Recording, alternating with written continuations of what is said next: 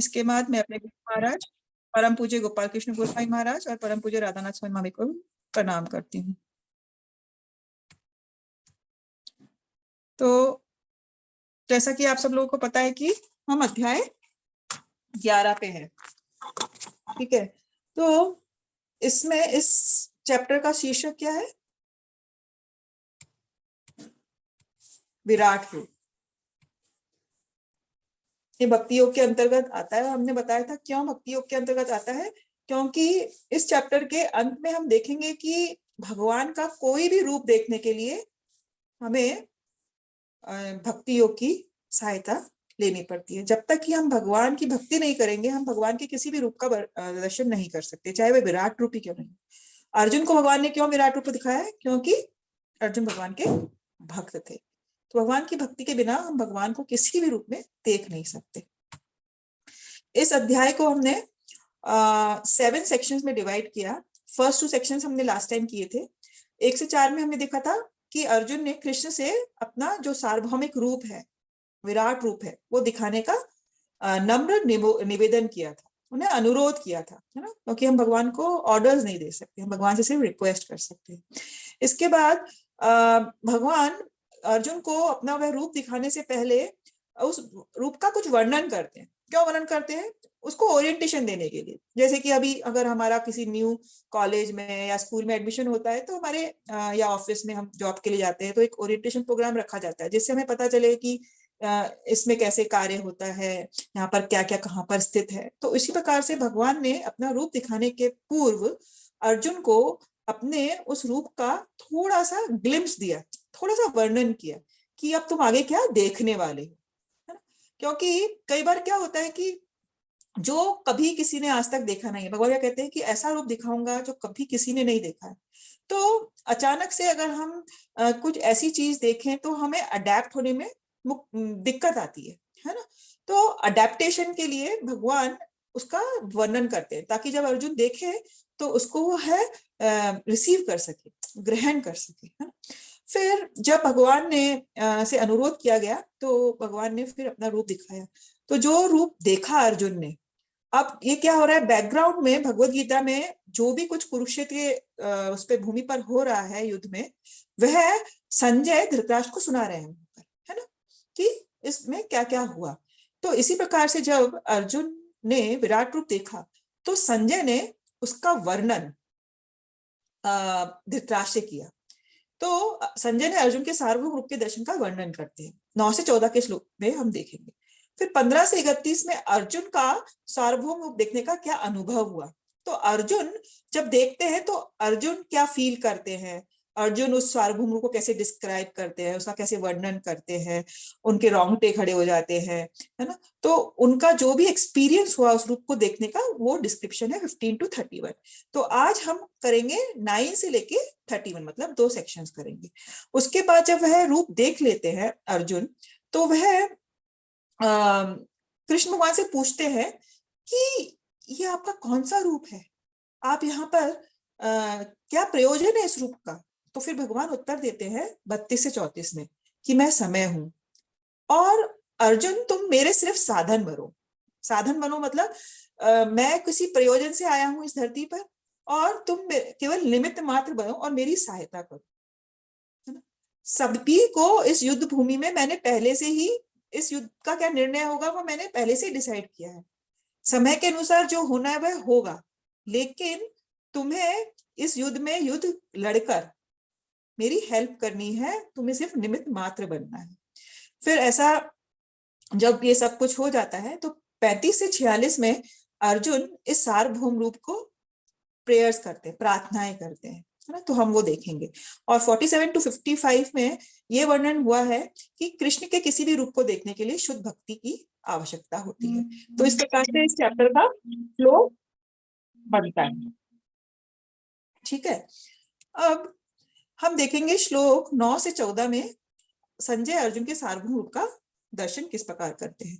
तो यहाँ पर यह बताया गया है कि एक्चुअली भगवान का विराट रूप इतना विशाल था, इतना अद्भुत था और इतना एक्स्ट्राऑर्डिनरी था कि जब अर्जुन ने उसको देखा तो संजय अपने शब्दों में उसको डिस्क्राइब नहीं कर सकते थे, है ना। कोई भी अद्भुत चीज देखें तो हमारे वर्ड्स उसको डिस्क्राइब करने में मतलब इतने केपेबल नहीं होते, है ना, क्योंकि कई बार हम हर चीज को अपने शब्दों में बयान नहीं कर सकते, है ना। जो एक्सपीरियंस हमें होता है वो एक्सपीरियंस ही होता है। हम हमारे किसी भी एक्सपीरियंस को कभी भी दूसरे को समझाते हैं तो हम पूर्णतः नहीं समझा सकते, एक्सपीरियंस हमारा ही होता है। तो इसी प्रकार से जब अर्जुन ने उस रूप को देखा तो उन्होंने जो अनुभव किया उसका वर्णन संजय धृतराष्ट्र से करते हैं अपने एक मानसिक, उनको जो भी लगता है अनुभव के अनुसार कि ऐसा अर्जुन ने देखा उसमें। तो संजय भगवान के इस रूप को पूरी तरह से डिस्क्राइब नहीं कर सकते, फिर भी उन्होंने कोशिश किया धृतराष्ट्र को समझाने के लिए, एक मानसिक चित्र उनको प्रेजेंट किया। ठीक है, तो अब 9 से 14 में हमने आपको बताया कि क्या देखेंगे, संजय डिस्क्रिप्शन करते हैं। तो 9 से 12 में वह क्या कहते हैं कि अर्जुन ने उस अद्भुत अद्भुत तेजोमय सार्वभौमिक रूप में क्या देखा, असीमित मुख, असीमित नेत्र, मुख, शास्त्र आदि इत्यादि देखे। तो आप इस पिक्चर में देख ही रहे हैं कि कितने सारे फॉर्म्स एक ही फॉर्म में भगवान ने दिखाए। ठीक है, तो इसीलिए असीमित मुख है वहां पर, असीमित नेत्र हैं, असीमित बाहु है ना, इस प्रकार से सब वर्णन किया। और 13-14 में उन्होंने देखा कि जब ब्रह्मांड में सब कुछ एक ही जगह बैठ के, वे तो अपने चैरिट पे बैठे थे, है ना, रथ पे बैठे थे, और वही बैठे बैठे उन्होंने ब्रह्मांड में, पूरे ब्रह्मांड में कहीं भी कुछ हो रहा हो, कितने सारे ब्रह्मांड हैं, कितने सारे प्लैनेट्स हैं, सब जगह क्या क्या चल रहा है, अर्जुन ने एक ही स्थान पर बैठे बैठे उस विराट रूप में देख लिया। तो उन्होंने जब देखा तो वह भगवान के इस अद्भुत रूप के प्रति झुक जाते हैं, वह ओबीसेंसेस पे करते हैं, है ना, अपने हाथ जोड़ के प्रार्थनाएं करते हैं। तो ये हम देखते हैं। अब जो 11.9 है वह है संजय उवाच एव मुक्त्वा ततो राजन् महायोगेश्वरो हरि दर्शयामास पार्थाय परमम रूप ऐश्वरम। संजय ने क्या कहा, हे राजा, इस प्रकार कहकर महायोगेश्वर भगवान ने अर्जुन को अपना विश्व रूप दिखलाया। तो अब संजय क्या कहते हैं, राजा किसके लिए यूज हुआ यहाँ पर, धृतराष्ट्र के लिए। तो धृतराष्ट्र और महायोगेश्वर किसके लिए यूज हुआ है, भगवान के लिए। और भगवान को महायोगेश्वर क्यों कहते हैं, क्योंकि भगवान योगियों के भी योगी है, भगवान फुल मिस्टिक है, भगवान की जो शक्ति है वह अपार है, असीमित है, जिसको कोई भी कंपेयर कर ही नहीं सकता। छोटे मोटे योगी कुछ जादू कर सकते हैं, वे अपने आप को एक जगह से दूसरी जगह पे प्लेनेट में ट्रांसफर कर सकते हैं, कुछ कुछ योग छोटे से छोटा बन सकते हैं, बड़े से बड़ा बन सकते हैं, लेकिन भगवान की जो योग शक्ति है उसको कंपेयर कोई भी नहीं कर सकता। तो जो सभी योगियों के योगी है, ऐसे महायोगी हरि ने भगवान ने अर्जुन को अपना वह विश्वरूप दिखलाया। जब अनुरोध किया गया भगवान से अर्जुन ने, और अर्जुन ने क्यों अनुरोध किया था ये भी हमने डिस्कस किया था, इस प्रजा के लिए, ऐसे लोगों के लिए जो अपने आप को भगवान कह सकते हैं या फिर भगवान को साधारण मान सकते हैं। तो दोनों ही कारणों की वजह से अर्जुन ने रिक्वेस्ट किया कि फ्यूचर में इन लोगों का मुंह बंद करने के लिए आप अपना विराट रूप दिखलाइए। तो हम फ्यूचर में अगर कोई कहता है मैं भगवान हूं तो हम उससे कह सकते हैं पहले जैसे भगवान ने विराट रूप दिखाया वैसे तुम भी दिखाओ। तो इस प्रकार से हम उनका खंडन कर सकते हैं। तो इसी रीजन की वजह से अर्जुन ने भगवान से रिक्वेस्ट किया ये विराट रूप देखने के लिए। अर्जुन की कोई इच्छा नहीं थी, क्योंकि अर्जुन तो उनका श्याम सुंदर फॉर्म देख के बहुत खुश थे कि ऐसे मित्र मिला है उन्हें, उनकी तो प्रसन्नता का कोई सीमा ही नहीं थी, और उन्होंने भगवान को पहले से ही परम मान लिया था। लेकिन दूसरे लोगों के लिए उन्होंने ये, जो कि भगवान का भौतिक रूप है ना, भगवान का कोई भौतिक रूप वैसे नहीं होता है, ये क्या है, ये एक प्रकार का इस जो ब्रह्मांड की अभिव्यक्ति भगवान के किस रूप में होती है उसको ही हम विराट रूप कहते हैं, है ना। और ये परमानेंट नहीं होता, नित्य शाश्वत नहीं होता। जब जब ब्रह्मांड की सृष्टि होती है तो ये रूप प्रदर्शित होता है, और जब प्रलय होता है तो ये रूप भी नष्ट हो जाता है, विराट रूप। और 10 से 11 में क्या देखा, आप में से कोई पढ़ेगा? हरे कृष्णा माता जी। हाँ जी, अर्जुन ने इस विश्व रूप में असंख्य मुख, असंख्य नेत्र तथा असंख्य आश्चर्यमय दृश्य देखे। यह रूप अनेक देवी आभूषणों से अलंकृत था और अनेक देवी हथियार उठाए हुए था। यह देवी मालाएं तथा वस्त्र धारण किए थे और उस पर अनेक दिव्य सुगंधियां लगी थी। सब कुछ आश्चर्यमय, तेजमय, असीम तथा सर्वत्र व्यस्त था। हरे कृष्णा। हरे कृष्ण। धन्यवाद सुमन जी, है ना। तो इसमें 10 से 11 में संजय डिस्क्राइब कर रहे हैं कि अर्जुन ने क्या क्या देखा। तो अर्जुन ने देखा असंख्य मुख हैं, असंख्य नेत्र हैं, असंख्य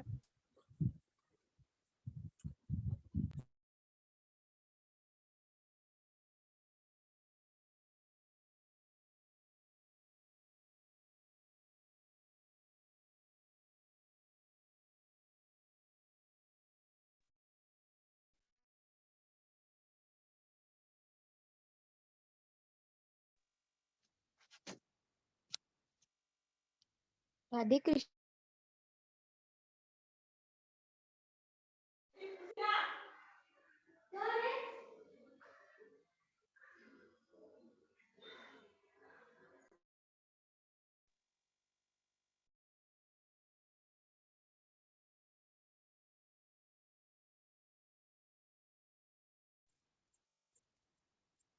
हरे कृष्ण, है ना। तो उसमें असंख्य मुख, असंख्य नेत्र, असंख्य आश्चर्य में दृश्य देख रहे थे अर्जुन।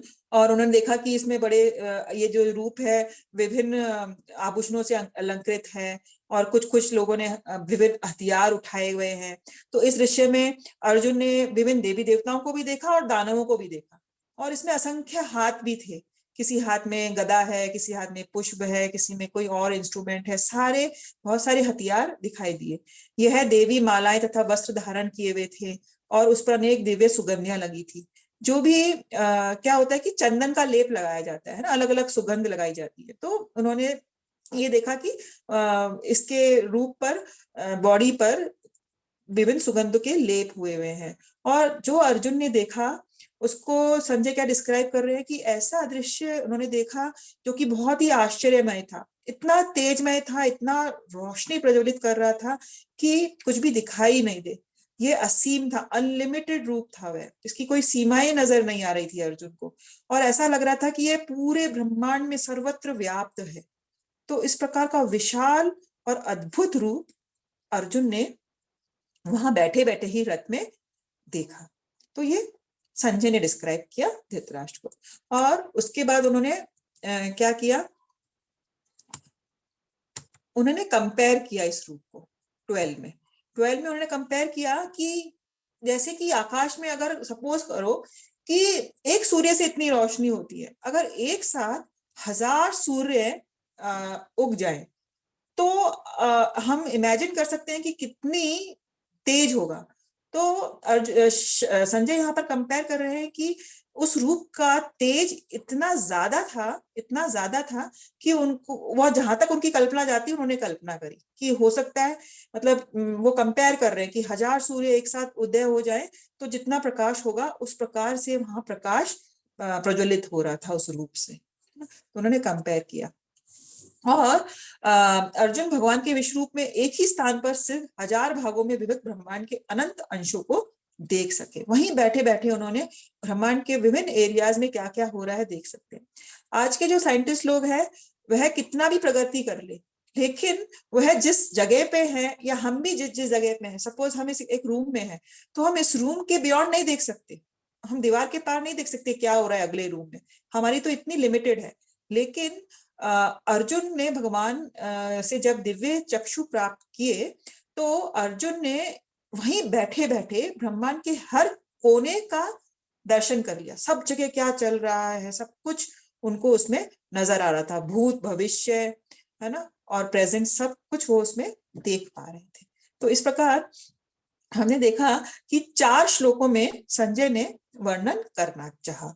और 14वां श्लोक में वो क्या कहते हैं कि जब अर्जुन ने ये रूप देखा तो वह अत्यधिक रोमांचित हो गया, वो बहुत ही आश्चर्यचकित हो गया। और जब उसने ये रूप देखा तो अर्जुन उनको प्रणाम करता है, मतलब विराट रूप को, और हाथ जोड़कर भगवान से फिर प्रार्थनाएं करने लगता है। ठीक है, तो इस प्रकार से ये संजय का डिस्क्रिप्शन यहाँ पर खत्म होता है। अब हम देखेंगे कि अर्जुन ने क्या अनुभव किया। अब हमने पिछले श्लोक में देखा कि वैसे तो कृष्ण भगवान और अर्जुन में मित्रता का संबंध था, वे दोनों मित्र थे। लेकिन जब अर्जुन ने विराट रूप के दर्शन किए तो वह संबंध आश्चर्य में कन्वर्ट हो गया। तो हमारे शास्त्रों में बताया गया है कि कोई भी जो संबंध होते हैं वह या तो प्राथमिक संबंध हो सकते हैं या माध्यमिक संबंध हो सकते हैं, है ना। तो प्राथमिक संबंध में एक तो आते हैं, हमें आपको बताया कि 5 रस होते हैं। शांत रस में कोई सेवा कर सकता है भगवान की, जैसे कि पेड़ पौधे हैं या जो अक्रूर थे वो करते थे भगवान की सेवा। फिर दास्य रस में जैसे कि हनुमान जी राम भगवान की सेवा करते हैं तो वह दास्य रस में सेवा करते हैं। साख्य रस में जैसे कि अर्जुन और कृष्ण मित्र थे। फिर वात्सल्य रस में पिता माता का जो प्रेम होता है जैसे कि नंद बाबा यशोदा मैया। और माधुर्य रस में जैसे गोपी और कृष्ण। तो ये जो 5 रस होते हैं ये मुख्य है, प्राथमिक है फ्रेंड। और जो सेकेंडरी होते हैं वह हास्य रस, मतलब जैसे कि कृष्ण भगवान जब अपने भक्तों के साथ आदान प्रदान करते हैं तो मुख्य जो 5 रस है वो तो ये है, बाकी और भी रसों में वह आस्वादन करते हैं, है ना। भगवान के साथ में रिलेशनशिप हम कौन कौन सी रख सकते हैं, तो उसके अंतर्गत हमारे शास्त्रों में बताया गया कि एक हास्य रस होता है, एक अद्भुत रस होता है, वीर रस होता है। किसी किसी में भगवान ने हमें देखा कि वो उनको लड़ने में आनंद आता है किसी से, तो वो वीर रस का प्रदर्शन करना चाहते हैं। करुणा एक रस है। फिर रौद्र, कई बार गुस्सा करके उनको आनंद आता है। विभत्स मतलब किसी को डिस्ट्रॉय करना है, वैसा कोई रस होता है। और भय, भय का भी आदान प्रदान होता है। तो इस प्रकार से हम देखते हैं कि हमारे जीवन में भी ये रिलेशनशिप्स होती हैं, है ना। किसी से हमें डर लगता है, किसी के साथ हम हंसी मजाक कर सकते हैं, किसी को देखकर हमें बहुत आश्चर्य होता है, किसी के साथ हमें लड़ना अच्छा लगता है, किसी के प्रति हमारा करुणा का रिलेशनशिप होता है, किसी के साथ हम गुस्सा होते हैं। तो इसी प्रकार से भगवान के साथ या 2 प्राणियों के बीच में या 2 भगवान के बीच में ये सारे रस कहीं ना कहीं मिलते हैं। तो यहाँ हमने क्या देखा, जब अर्जुन ने ये रूप देखा तो उनका जो साख्य रस था, मित्रता का जो रिलेशनशिप था, वह अद्भुतता से अभिभूत हो गया, है ना। वह वंडर और आश्चर्य में कन्वर्ट हो गया एकदम से। वह बिल्कुल आश्चर्यचकित हो गए, उनकी आंखें मतलब कह सकते फटी की फटी रह गई। और वह एकदम से उनको उस रूप को हाथ जोड़ने लगे, प्रार्थनाएं करने लगे। उस वक्त वह अपनी मित्रता का जो उनका भाव था वह कवर हो गया, क्योंकि अब वह बहुत ही आश्चर्यचकित थे इस रूप को देखकर। और फिर 15 से 31 में हम देखते हैं कि अर्जुन अब इस रूप को जो उन्होंने एक्सपीरियंस किया, अनुभव किया, डिस्क्राइब करते हैं। और डिस्क्रिप्शन करते करते वह ग्लोरिफिकेशन में बदल जाता है। वह भगवान को ग्लोरीफाई करने लगते हैं, उनकी स्तुति करने लगते हैं। और स्तुति करते करते फिर वो प्रार्थनाएं में कन्वर्ट हो जाता है, बाद में वो प्रार्थनाएं करने लगते हैं। ठीक है, तो हम देखेंगे कि कैसे ये कन्वर्ट हो रहा है। तो 15 से 19 में हम देखेंगे कि अर्जुन क्या कहते हैं कि आपका ये रूप देखना बहुत कठिन है, इसको इतनी आसानी से नहीं देखा जा सकता, आप सर्वोच्च हैं, इस प्रकार से अर्जुन कहते हैं। और 19 से 25 में हम देखेंगे कि अर्जुन इस काल रूप का वर्णन करते हैं। कहते हैं कि कोई इसका मूल मध्य अंत नहीं है, असीमित शक्ति है, सब जगह फैला हुआ है, देवता लोग भी इस रूप की पूजा अर्चना कर रहे हैं। और अर्जुन थोड़े से बाद में भयभीत हो जाते हैं। और फिर 26 से 30 में हम देखेंगे कि भगवान ने 11.7 में देखा था कि जो तुम देखना चाहते हो वो सब इसमें देख सकते हो।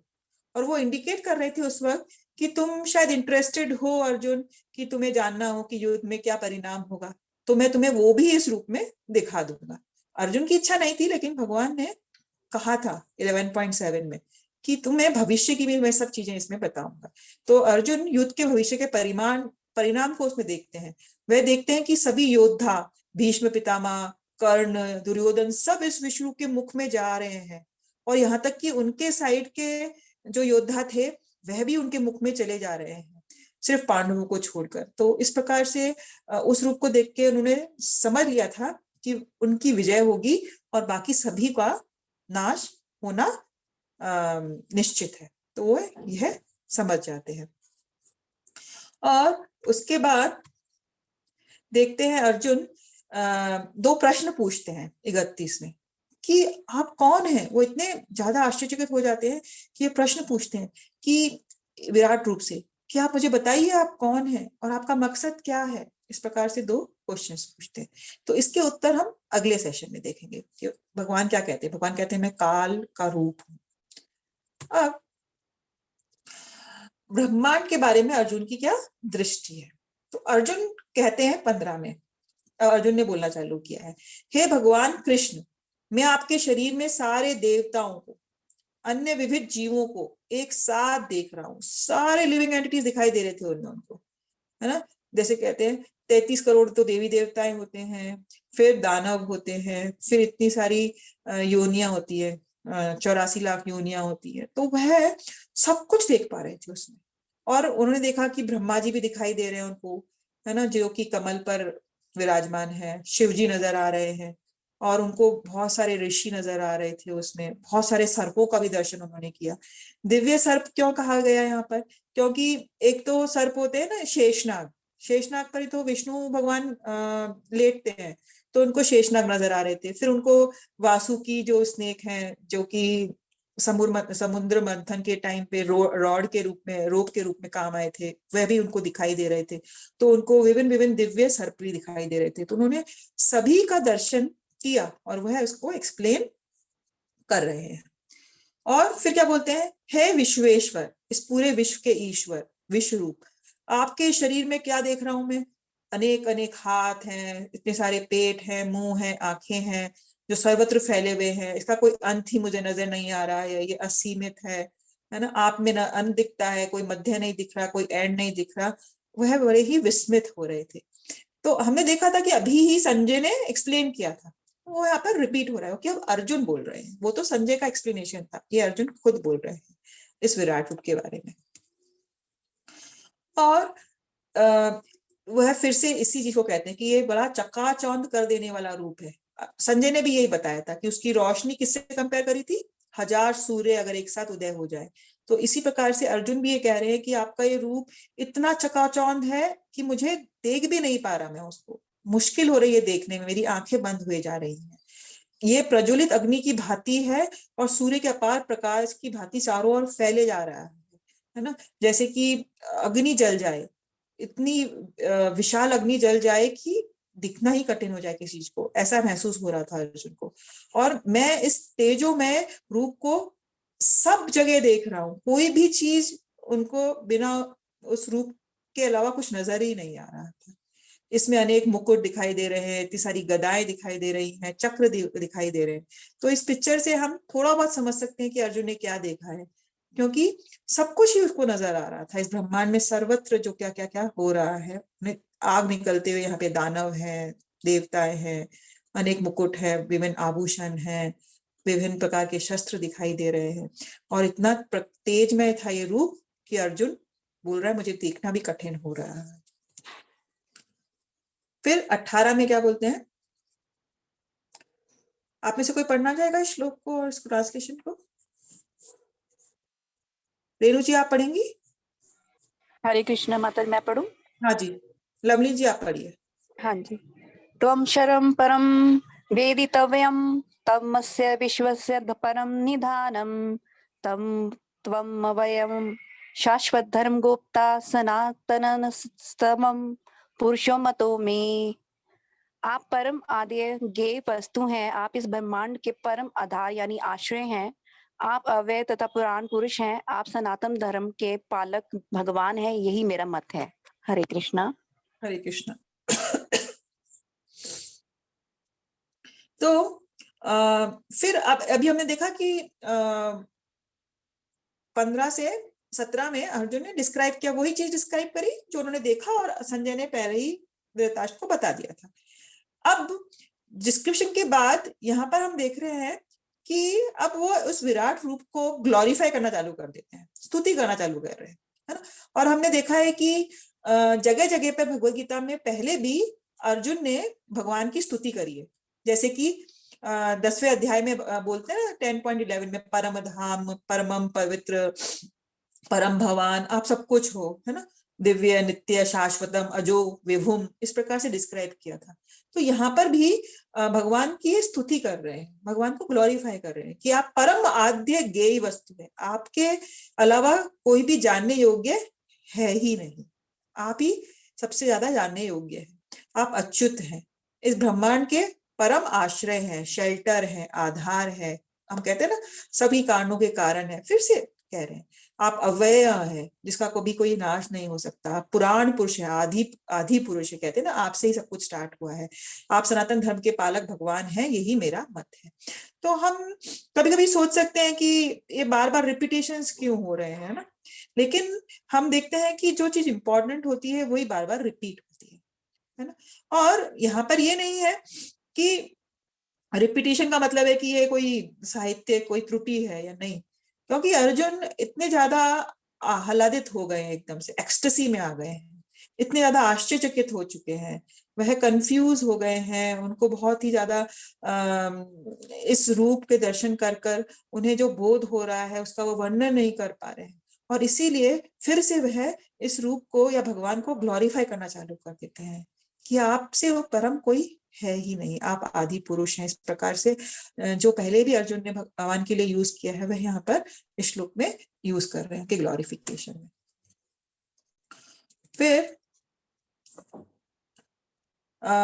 कृष्ण कोई उत्पत्ति नहीं है, आपसे आप ही सबके उत्पत्ति करता है, आपकी कोई उत्पत्ति नहीं है, आप ही आदि है, बिगनिंग है, मिडिल भी आप ही है और एंड भी आप ही है। आपका यश अनंत है, अनलिमिटेड है, आपकी असंख्य भुजाएं हैं, सूर्य और चंद्रमा आपकी आंखों के समान है। अब सूर्य चंद्रमा को कंपेयर कर रहे हैं इस यूनिवर्सल फॉर्म के आंखों से।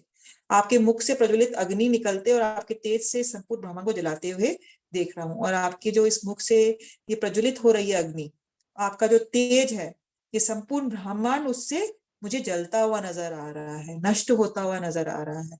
इस प्रकार से अर्जुन उस विराट रूप को एक्सप्लेन करते हैं। यद्यपि आप एक ही हैं, किंतु आप आकाश तथा सारे लोकों में अनेक बीच के समस्त आकाश में व्याप्त हैं। मतलब उनको नजर आ रहा था कि आकाश से पाताल तक उन्हें विराट रूप फैला हुआ नजर आ रहा था, सर्वव्यापक पूरा। बार बार अर्जुन उसको एक्सप्लेन कर रहे हैं, जैसे कि हम इस पिक्चर में देख रहे हैं, है ना। हे महापुरुष, आपके अद्भुत तथा भयानक रूप को देख के सारे लोग भी भयभीत हैं। तो वह कह रहे हैं कि आपका ये रूप डरावना भी है साथ साथ में। अर्जुन को एक तरह से डर नहीं लग रहा था। यहाँ पे क्या होता है, अद्भुत कोई चीज हम देखते हैं तो साथ साथ में हमें एक जो ये यूनिवर्सल फॉर्म है वह डरा देने वाला क्यों है, क्योंकि सब जगह निगलते हैं, अग्नि में निगलते हुए नजर आ रहे हैं, सब लोग उनके मुख में घुस रहे हैं। तो इस प्रकार से क्योंकि ये काल का एक रूप है, तो अर्जुन को लग रहा है कि ये सारे लोग, मतलब सारे प्लैनेट्स और प्लैनेट्स में रहने वाले जो दूसरे लोकों में रहने वाले अन्य देवी देवता या जीव है, वे सभी इस रूप को देखकर भयभीत हो रहे हैं। तो हमने पहले देखा था कि कृष्ण भगवान ने सिर्फ अर्जुन को दिव्य दृष्टि दी थी, है ना। उस दिव्य दृष्टि से अर्जुन दर्शन कर पा रहा था उस रूप का, लेकिन वहां जो कुरुक्षेत्र में बाकी सब लोग थे वह तो नहीं देख पा रहे थे।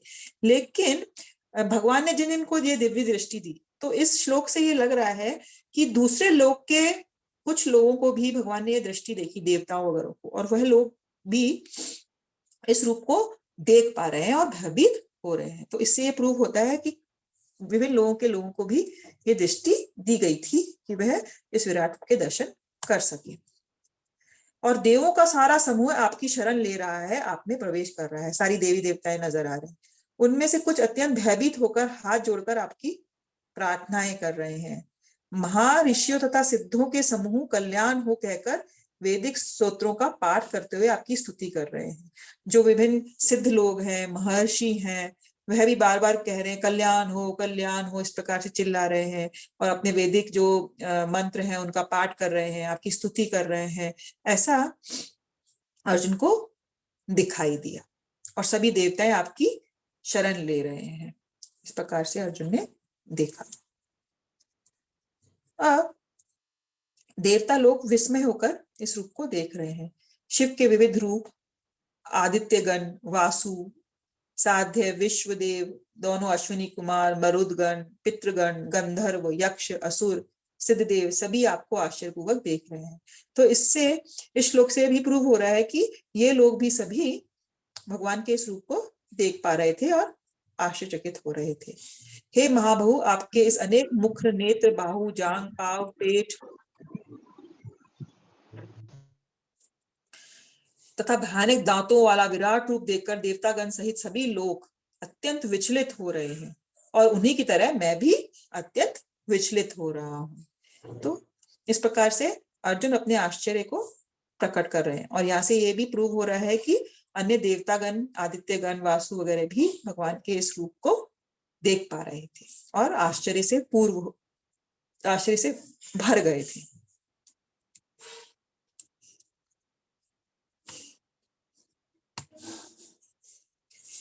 अब अर्जुन क्या कहते हैं 24 में, हे सर्वव्यापी विष्णु, नाना ज्योतिर्मय रंगों से युक्त, उसमें विभिन्न विभिन्न कलर्स नजर आ रहे थे उनको, जैसे आप पिक्चर में देख रहे हैं।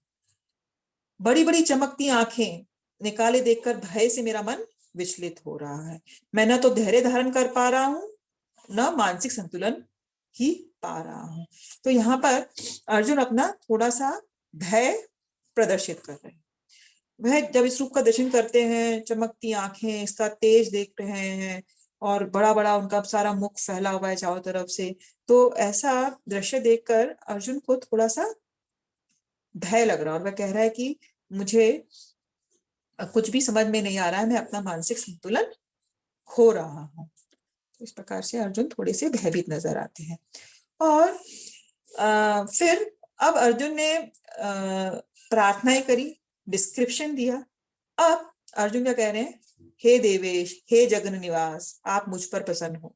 अब वह रिक्वेस्ट कर रहे हैं, प्रार्थना कर रहे हैं, मैं इस प्रकार से आपके प्रलय अग्नि स्वरूप मुखों को तथा विकराल दांतों को देखकर अपना संतुलन नहीं रख पा रहा हूँ। मैं सब ओर से मोहग्रस्त हो रहा हूँ, मैं बहुत ही कंफ्यूज्ड हो रहा हूँ, बिविल्डर्ड हो रहा हूँ, मैं अपना संतुलन खो रहा हूँ आपके इन विकराल दांतों को देखते हुए, आपके इन मुखों से अग्नि प्रज्वलित होकर देखकर मैं परेशान हो रहा हूँ। आप कृपया मुझ पर कृपा करें, मुझसे प्रसन्न हो। और अब क्या रिक्वेस्ट करते हैं हम देखते हैं।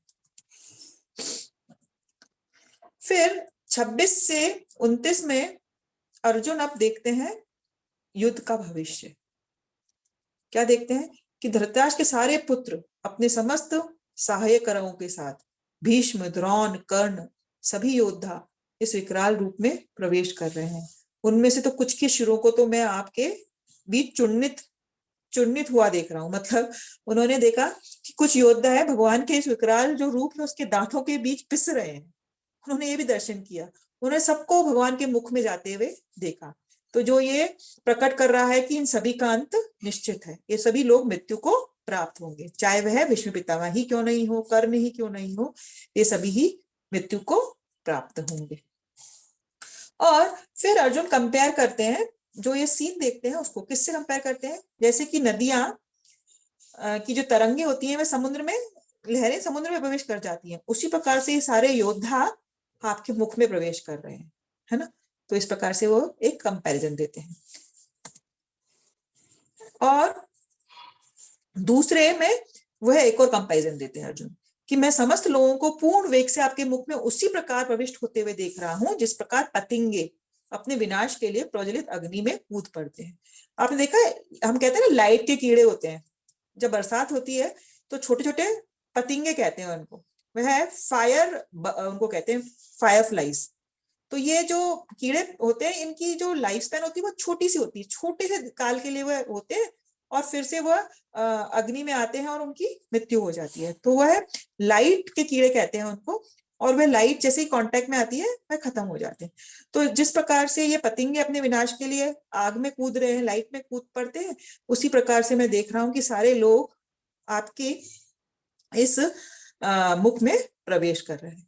तो यहाँ पर हमारे जो आचार्यगण हैं वह ये कहते हैं कि जो फर्स्ट कंपैरिजन है नदी का समुद्र में एंटर करना, वो तो अच्छे लोगों के लिए है, क्योंकि भक्तों का भी तो अंत होगा, क्योंकि जिसने ये शरीर पाया है वहां पर, क्योंकि कुछ लोग अर्जुन के साइड के भी तो मृत्यु को प्राप्त होते हैं, बहुत ही कम लोग बचते हैं एंड में, शायद 8 लोग बचते हैं ऐसा कुछ कहा गया है, तो सभी लोग जाएंगे।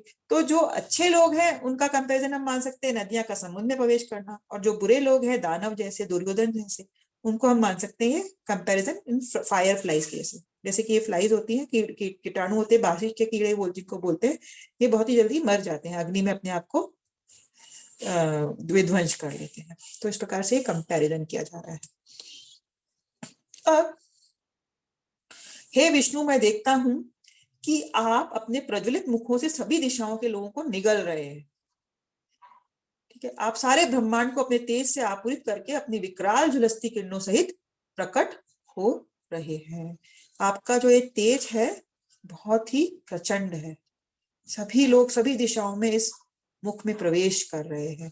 तो इस पिक्चर से हम थोड़ा बहुत इसको समझ सकते हैं कि अर्जुन क्या महसूस कर रहे थे और क्या देख रहे थे। अब 31 में वह 2 प्रश्न पूछते हैं। क्या पूछते हैं? हे देवेश, देवताओं के भी ईश्वर, कृपा करके मुझे बतलाइए कि इतने उग्र रूप में आप कौन हैं। पूछते हैं कि आपका ये रूप क्या है, मुझे बताइए आप कौन हैं, मैं आपको नमस्कार करता हूँ, कृपया मुझ पर कृपा करें, मुझ पर प्रसन्न होकर मुझे बताएं कि आपका ये रूप क्या है। आप आदि भगवान हैं, मैं जानता हूँ, लेकिन मैं ये नहीं जान पा रहा हूँ कि इस उग्र रूप का क्या प्रयोजन है, क्यों ये रूप इस प्रकार है। तो इसमें हम देख रहे हैं कि 2 प्रश्न अर्जुन पूछते हैं और इसके उत्तर में कृष्ण भगवान रिप्लाई कहते हैं, मैं काल का रूप हूं। तो ये हम देखेंगे अगले वीक। ठीक है, तो इन श्लोकों में हमने मोस्टली यही चीज देखी कि अर्जुन ने जिस विराट रूप का दर्शन किया उसका अनुभव उनका क्या था। उनके रोंगटे खड़े हो जाते हैं और वह अपना संतुलन खो बैठते हैं। ये बहुत ही तेजोमय रूप है और इस रूप में अनेक मुख अनेक भाव नजर आते हैं। और अर्जुन ये भी देखते हैं कि सारे विश्व के जो योद्धा हैं और उनके साइड के लोग, दुर्योधन के साइड के लोग, सभी को ये जो विराट रूप है ये निगल रहा है काल के रूप में, सभी का अंत निश्चित है। तो इस प्रकार से अर्जुन ने इस विराट रूप के दर्शन किए और जब इसके दर्शन करते हैं तो अद्भुतता से भर जाते हैं और फिर वह भगवान को ग्लोरीफाई करते हैं, उनकी स्तुति करते हैं और देखते हैं कि देवता लोग भी भगवान की स्तुति कर रहे हैं और वह भी आश्चर्य से पूर्ण है और कह रहे हैं त्राहि माम, शांति शांति।